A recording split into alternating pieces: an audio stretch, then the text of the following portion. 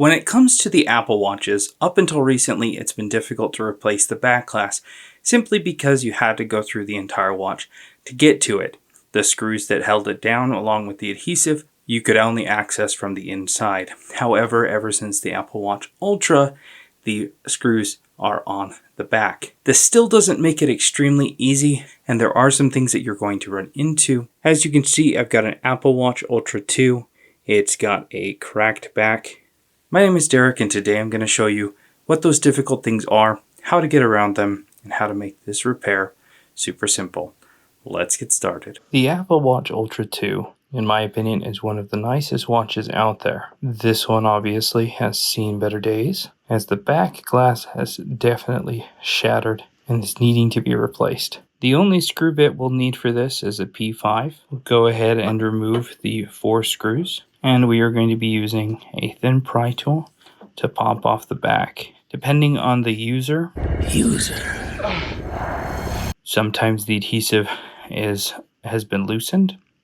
Maybe they sweat a lot, have a lot of oily skin. We'll get in under and we'll gently pry up, work our way around the bottom. We need to be extremely careful for the wristband buttons here. There are 2 tiny springs that help with compression there. So when we do get this up, we need to make sure we don't lose them. On the side that has the crown on it, there is a little tiny connector up here that we'll need to disconnect. And we'll have the main flex that runs to the connector on this side. So the watch bottom will fold out towards this side. With a quick little pop, you can almost feel it pop. And then the back will come up. Now before I lose it, there is a teeny tiny spring right there on the end of the tweezer there that we will definitely set aside and save. I'll pull out the other one that happened to hold on to the last little spring. Go to the other side. Both springs are on this one, but they will easily fall off, so we'll just gently pop this out. This one was full of debris, otherwise these buttons just fall out on their own, and we'll make sure we don't lose those springs. Now I'm going to come in gently under the connector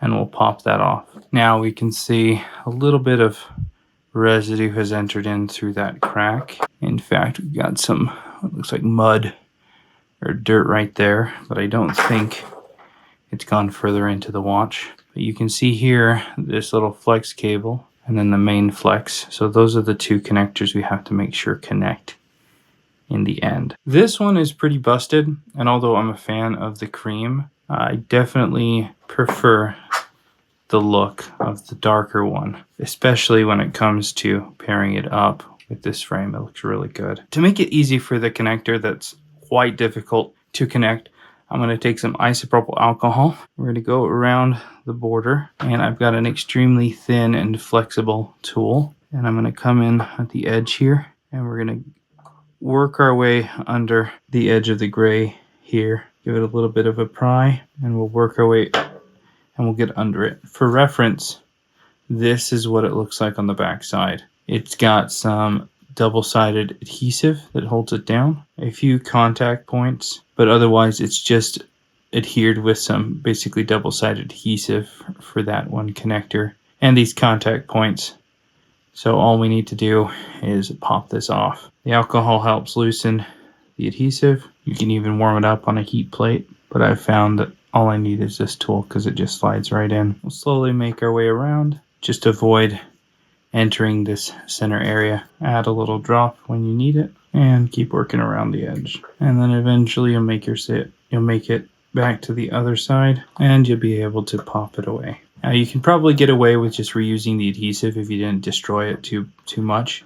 After the alcohol dries, it will regain most of its stickiness. Alright, so what I'm going to do is take a minute to carefully clean off these buttons, making sure I get into those little holes where the spring goes. And some might think that this is overkill, but anything that makes my life easier, I'm going to do. If you do a lot of these, you'll know what I mean. I'm going to put the tiniest amount of glue inside those holes, and I'm going to take a spring and we'll make sure that those springs are in there and they're nice and aligned. And we'll let this set up along with the other one for a few minutes. I'm going to take the new back glass and we'll cover up the holes there. on both sides. Now when I take our buttons and I stick them in, they aren't just going to fall out on me when I flip this over. And we'll do the same on the other side, lining it up and sticking it down. And I'm going to take this guy and we're going to set it back in, but we're not going to fully seat it. I'm just going to compress it down a little bit on this side because I need to be able to compress this. Now after cleaning up the frame, I'm going to take some cold press, and if you have a new seal you can use it as well,